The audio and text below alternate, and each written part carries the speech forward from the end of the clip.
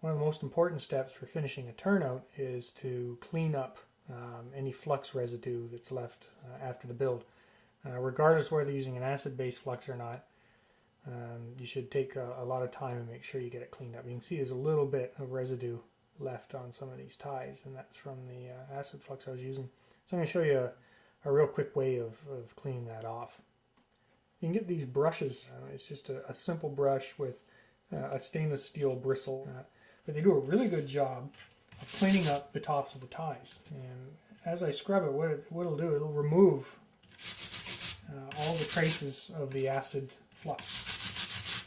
Plus, it also helps smooth out the solder joints. It knocks down any of the high spots and helps conceal them. So when you paint the turnout at the end, the solder joints completely disappear. I like to give it a really good, thorough scrubbing all the way down the turnout, inside and out, all the solder joints, and you'll actually notice a change. I don't know if it probably won't show up on the camera. But you can really notice a change in the color. It'll go to a really light color on the copper on the ties, and that's how you know you've done a good job cleaning it. Be thorough, be aggressive, get it all off. Here.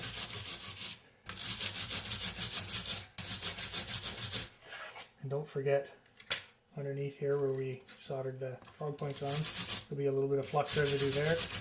Clean that up. There we go. I have a quick look here. There's still a little bit of residue on that tie. Get in there and give it a good cleanup. There you go. Now that does a good job of getting the residue off. And the next best thing you can do is to wash it in soapy water, and that'll get the remaining residue off and help clean off all the dust and particles left over from all the work we did on it. And when you paint the turnout, that'll seal off any of the acid flux that was used from oxygen, and it'll keep it from corroding.